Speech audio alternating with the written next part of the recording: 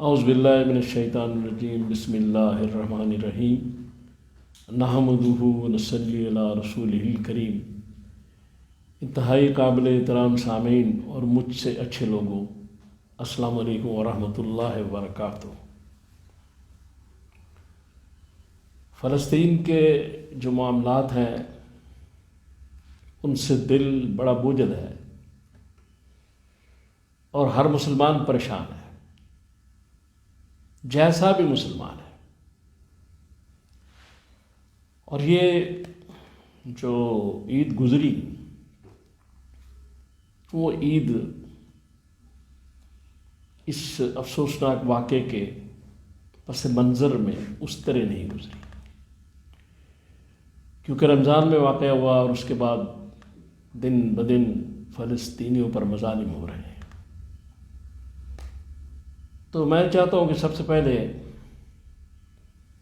یہ جو بنی اسرائیل ہیں ان کا جو کریکٹر اور کردار ہے، جو قرآن نے بیان کیا ہے اور قرآن کی آیات سے ہے، اس کو تھوڑا سا گزارش کر دوں۔ پہلے تو یہ ہے کہ سورہ بقرہ کی آیت نمبر 57 سے 61 میں ان پہ اللہ تعالیٰ نے بڑی نعمتیں اتاری۔ اس میں یہ بھی تھا جو مفہوم ہے کہ من و سلوہ اتارا گیا،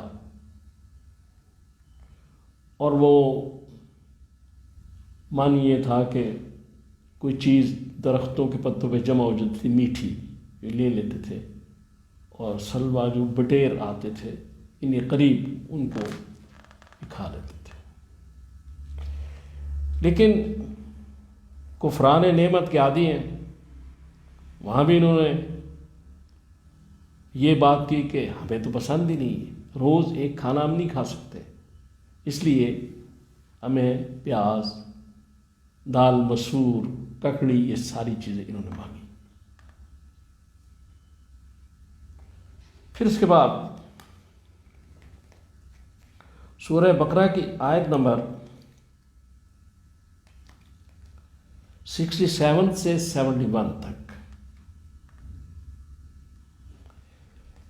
یہ ان کے ہیلے بہانے، ان کی مکاریوں کا اس میں ذکر ہے بنی اسرائیل کا، کہ جیسے اللہ نے کہا کہ گائے ذبح کرو، تو یہ بار بار اپنے نبی کو چکر دے رہے ہیں، اور نبی بیچارہ چکر لگا رہا ہے کہ وہ بوڑھی ہے گائے، وہ جوان ہے گائے، وہ گائے کا رنگ کیسا ہے۔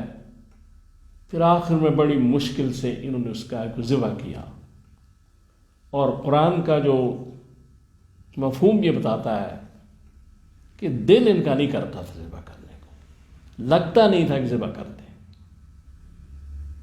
یہ میں ان کا کریکٹر قرآن کی روشنی میں آپ سے گزارش کر رہا ہوں۔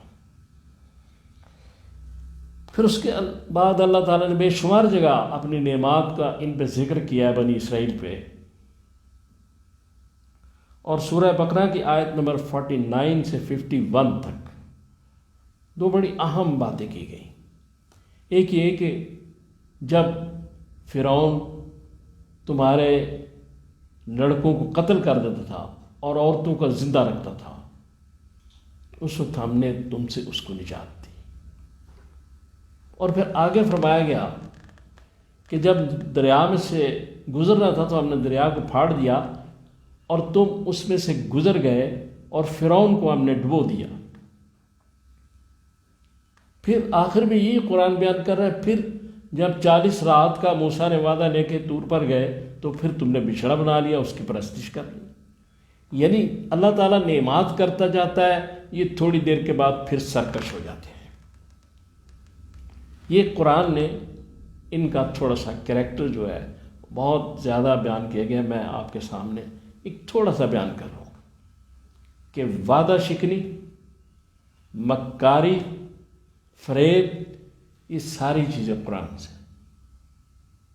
اس کے بعد ایک قرطبی، تفسیر قرطبی میں ایک حدیث ہے، جو حضرت حذیفہ رضی اللہ تعالیٰ عنہ سے ہے کہ اس میں بھی بتایا گیا رسول اللہ صلی اللہ علیہ وسلم نے کہ مسجد اقصیٰ کی جو تعمیر ہے وہ حضرت سلیمان علیہ السلام نے کی، اور اللہ تعالیٰ نے جن ان کے تابع کر دیے تھے، جو یاقوت، زمرد، سونا، بے شمار ایسی چیزیں لا کے تو انہوں نے اس مسجد کو مزین کیا۔ اور پھر اس کے بعد انہوں نے پھر بدعمالیاں کی، پھر وہی کام کیا، پھر اللہ تعالیٰ سے مکر گئے، دوسرے کام شروع کر دیے، تو پھر ایک جو مجوسی بادشاہ تھا اس نے ان پر حملہ کیا اور ان کے مردوں کو قتل کیا، غلام بنایا، اور 700 سال اس نے حکومت کی اور مسجد اقصیٰ کو بھی اور دوسرے کو نقصان پہنچایا۔ پھر دوسری بات رسول صلی اللہ علیہ وسلم یہ فرمائی کہ پھر اللہ تعالیٰ نے کرم کیا تو ایران سے ایک بادشاہ آیا، اس نے اس پر فتح حاصل کی اور ان کو سارا کچھ لوٹا دیا، لیکن یہ کچھ عرصے بعد پھر اسی طرح ہو گئے جس طرح پہلے تھے۔ اور اس کے بعد کیا ہوا؟ اس کے بعد یہ ہوا کہ وہ جو تھا روم کا بادشاہ قیصر روم، اس نے ان پر حملہ کیا، پھر ان کو ذلیل و رسوا کیا اور سارے ہیرے جواہرات اور جو چیزیں وہ تھی وہ لے کے چلا گیا، اور کہیں جا کے رکھی، جو حدیث میں ہے کہ جب امام مہدی آئیں گے تو وہ اس کو واپس لائیں گے۔ یہ تھوڑا سا خلاصہ، بات بہت لمبی ہے لیکن تھوڑا سا خلاصہ قرآن اور حدیث کی روشنی میں نے بنی اسرائیل کا پیش کیا ہے کہ قوم کیسی ہے، ان کا کریکٹر کیسا ہے، وعدہ شکن ہے، اللہ سے وعدہ کر کے پھر جاتے ہیں، نبیوں کو قتل کرتے رہے۔ تو آج یہ جو مظالم کر رہے ہیں، آج جو ظلم ڈھا رہے ہیں، رمضان میں انہوں نے مسجد اقصیٰ میں نمازیوں کو شہید کیا۔ یہ تو ایک بات ہے، لیکن سوچنے کی بات یہ ہے کہ دنیا کے بڑے بڑے ممالک خاموش تماشائی کیوں ہیں؟ کئی بڑی بڑی طاقتیں، ان کی زبانیں گم کیوں ہیں؟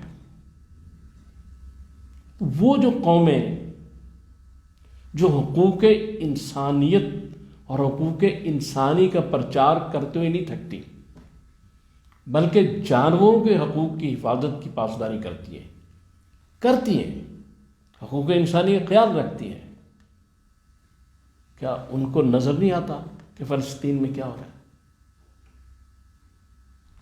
کیا وہ یہ نہیں دیکھ رہے کتنے ظلم ہو رہے ہیں وہاں روز؟ کوئی بھی نہیں بول رہا۔ تو ہمارے لیے، مسلمانوں کے لیے لمحہ فکری ہے، ہمیں ایک ہونا پڑے گا، جو ہماری ساری امہ ہے، ایک ہونا پڑے گا اس کو۔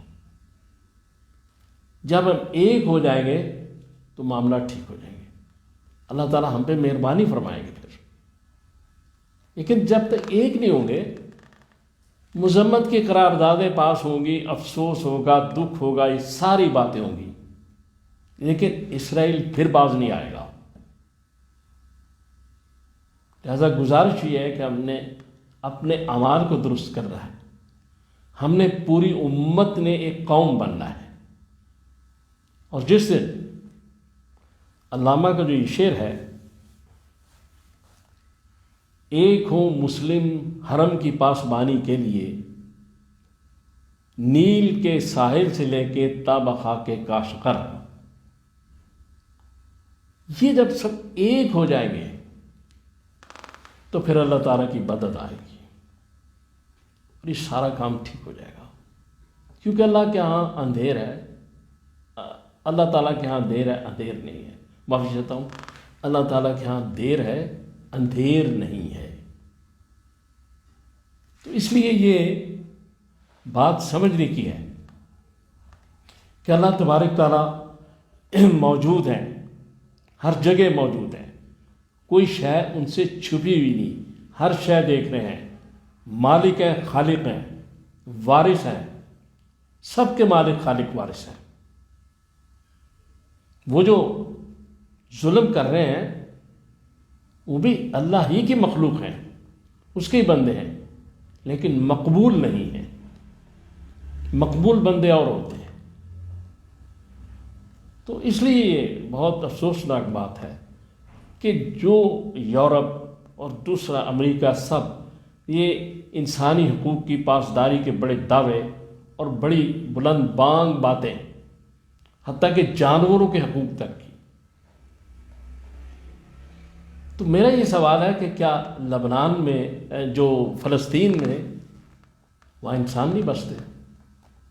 کیا وہ انسان نہیں ہے؟ ایسا سوال صرف یہ ہے۔ میں آج تھوڑا سا وہ دکھ اور اس کرب کی وجہ سے کچھ میری زبان بھی فمبل کر رہی ہے، جس کے لیے پھر معافی چاہتا ہوں۔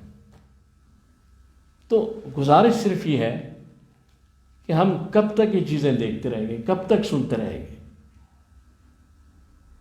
انشاءاللہ اللہ ہماری مدد فرمائے گا، لیکن ہم نے اپنے آپ کو ٹھیک کرنا ہے۔ جب تک ہم صحیح سمت کی طرف نہیں جائیں گے، معاملہ ٹھیک نہیں ہوگا۔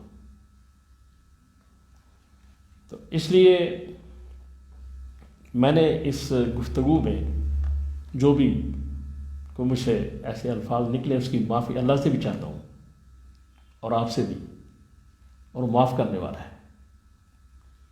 تو باقی اللہ سے دعا کریں کہ اللہ تعالیٰ مجھے اور آپ کو توفیق عطا فرمائے کہ میں نے جو باتیں کی ہیں ہم ان پہ عمل کر سکیں۔ صلی اللہ تعالیٰ علی خیر خلقی محمد و آلہ و اصحابہ اجمعین برحمتک یا ارحم